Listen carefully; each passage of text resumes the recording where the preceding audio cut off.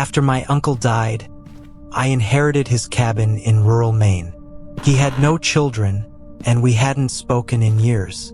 The lawyer gave me a single envelope with the deed and a note that read, "Don't open the hatch." I assumed it was a joke. The cabin was small, old, and silent, buried deep in pine forest. On the first night, I walked the wooden floor barefoot. Near the fireplace, one board felt hollow. I tapped it. It echoed. A small iron ring was embedded in the plank. The hatch. I ignored it the first 2 days. Spent my time fixing the leaky roof and trying to get the electricity working. But every night at 2:30 a.m., I'd hear a knocking. Not on the door. From beneath the floor. 3 knocks. Always 3.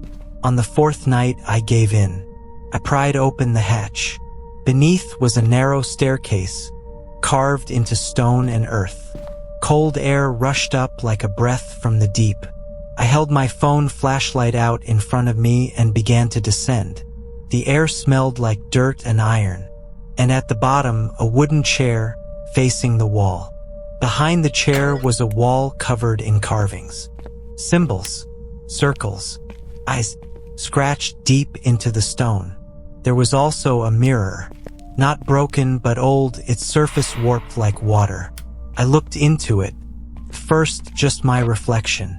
Then, something behind me, a man, or what used to be one. His skin sagged. His eyes were empty. His mouth stretched too wide.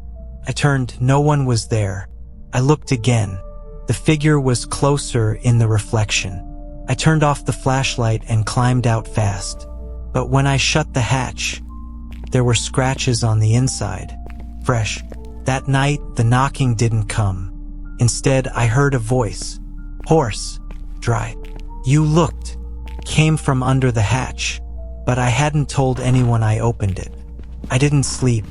The next morning, the mirror in the bathroom was fogged. On it, written in the condensation, "Don't close it again." I drove into town.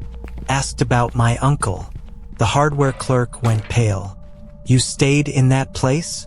"We thought it burned down." I showed him photos. He refused to look.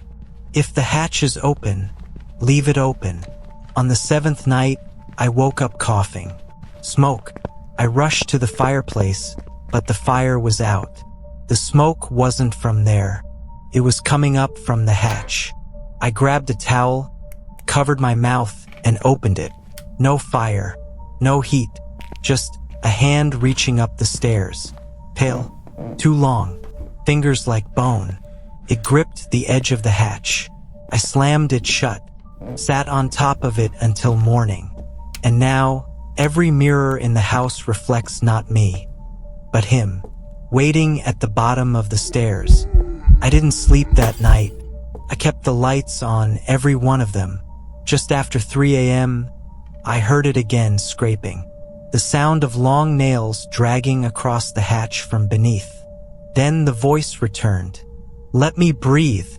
The boards around the hatch began to bend, as if something beneath was pushing upward. Not with force, with patience. That morning, I checked the hatch again. The scratches were deeper, and this time, written on the wood, in something dark and dried.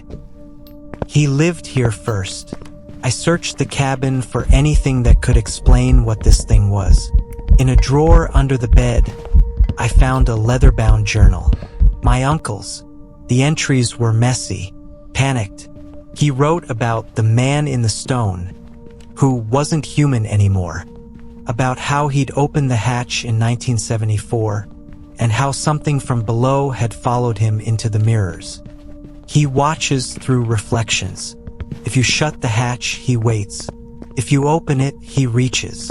The last page simply read, "I stopped looking, but he never did." That night, I covered every mirror in the house.